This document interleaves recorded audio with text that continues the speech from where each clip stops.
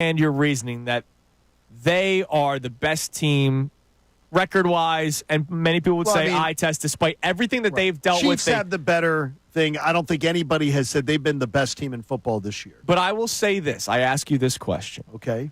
Because you and I were also on the same page about playing in the preseason. No question. And what did we always do? Andy's playing his guys in the preseason. Yep. Patrick Mahomes is playing in the preseason. Mm-hmm. They are not only the first seed in the AFC and getting the first-round bye, they're resting a lot of starters, including Patrick Mahomes, this weekend. So why wouldn't you rather try to follow the standard of the dynasty Kansas City Chiefs, and instead you're looking at what the Lions are doing? I'm floored, too, because it hasn't necessarily been his thing to do this, Andy. Mm-hmm. But I consider them not congruent because, to me, getting ready for the regular season and getting ready for the playoffs is different. Yeah, but I got to consider. Exactly. So he plays players at that point. So why wouldn't you do what the Chiefs are doing now, which is resting the starters? Because I think this has got to be unique because Andy has not always done this. So to me, there must be a unique circumstance that he's looking at saying, yeah, we should rest them. So I don't know. Last year they weren't the 1 seed. I don't know what they were playing for. They were the 3 seed last year. But guess what? By the way, they rested last year because they couldn't get the 2. Oh, so they realized that they couldn't. They couldn't get 2. But it is not what he has always done. But it's Kansas City started a nice thing on it yesterday or 2 days ago about how Andy, there's no rhyme or reason. Sometimes he does, sometimes he doesn't.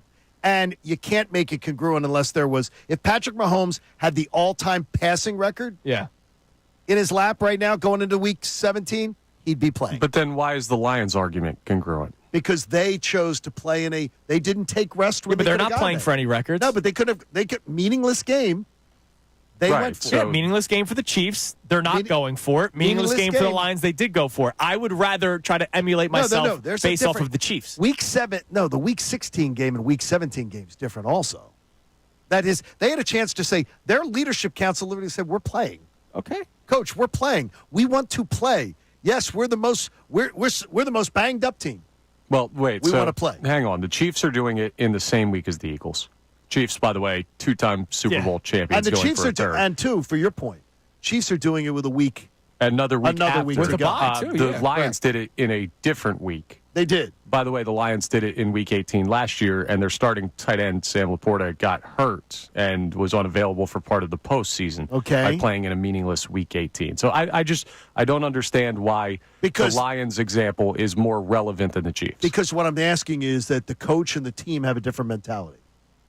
The coach and the team have a complete different mentality. Yeah, but the team with the Lions say, let's play because we want to play football. The Eagles want to play because they want Saquon's record. No, they want to. They believe in immortality. They got a chance. Yeah, but they're not saying we want to play because we think the best thing for us is to keep playing. If Patrick Mahomes was going for a record this weekend, he'd be playing. Could be. Andy Reid would not say you're not playing. No, not could be. He'd be playing. When Tom Brady was going for the all-time record, he played in 2 meaningless games to get it. Randy Moss was going for a record. Bill Belichick said, you're going to play in 2 meaningless games to get it. Because immortality mattered to them. If immortality doesn't matter to you... But the Lions were playing for nothing last week.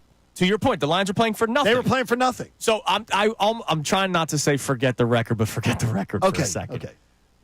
Last week, the record didn't matter last week, right? So it didn't matter. Last week didn't matter for the Lions.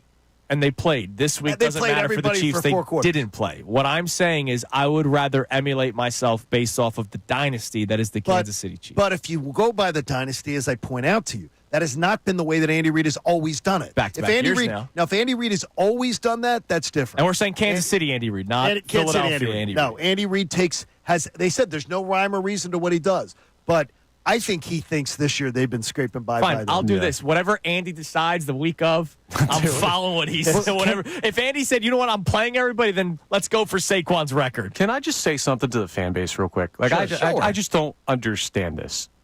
Are our attention spans really this damn short? Well, yes. How long have we talked about this Eagles team with Super Bowl as the expectation for? Since before the season started.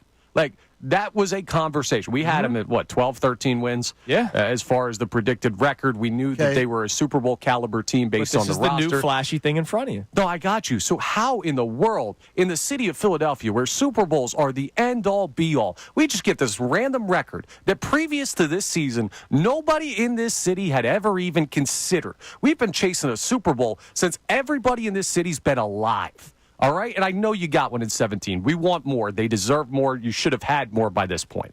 So now, all of a sudden, this record that wasn't important to anybody here, nobody was like, well, it'd be really cool this year at the start of it if Saquon Barkley breaks the all-time. No, nobody cared. So now, all of a sudden, it flashes in our peripheral while we're on the path to a Super Bowl. And our attention spans are that short in this city that we're willing to potentially trade that for this? What was Detroit's mantra before the season? They lost the NFC title game last year. Yeah, they wanted to win.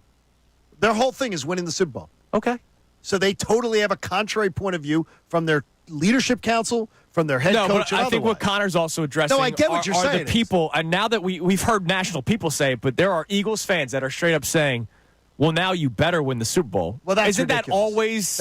Isn't that what the goal should have been from the beginning? But to Connor's point, my buddies in Detroit, their radio station, fans were losing their minds that they were going to play their starters on Monday night. Losing their minds. Going, look how many players we've lost. They were up. So the fan base was saying, what the hell are you doing? Dan Campbell's the guy at the blackjack table that hits on 21. He's a moron sometimes with going all in on the mentality. They bring the pit boss over if that happens. They're just like, he is just gung-ho everything. And that's his personality, and that's what he's built the personality of that team to be. And there are some great respect in that from athletes, from some in the fan base. But to me, it's short-sighted. And what the Lions do is not something with, when was the last time they won a Super Bowl? I'm not going to model myself after that coach. You can't hold Dan Campbell responsible for what the Lions did before. Listen, you can't hold. All you can do is what he's built. But he's built arguably. It's Howie Roseman's decision. No. So you got to look at the whole organization now. Here is, though, is Dan Campbell's not being overruled. Okay. Listen, however you look at it. Dan Campbell is the woman who owns the Lions now. She literally hired him and tossed him the keys and said, "You will succeed or fail." Yeah, he doesn't get manipulated by his front office. Whatever you want to view on who made the decision, I don't hold the Lions in the regard of we should do what they do. Okay. All right. Let's go to the phones, and then I'm going to give you the Jimmy Kempski rundown of who he believes will be the starters for the Eagles on Sunday, both offense and defense. And there was a player poll on ESPN.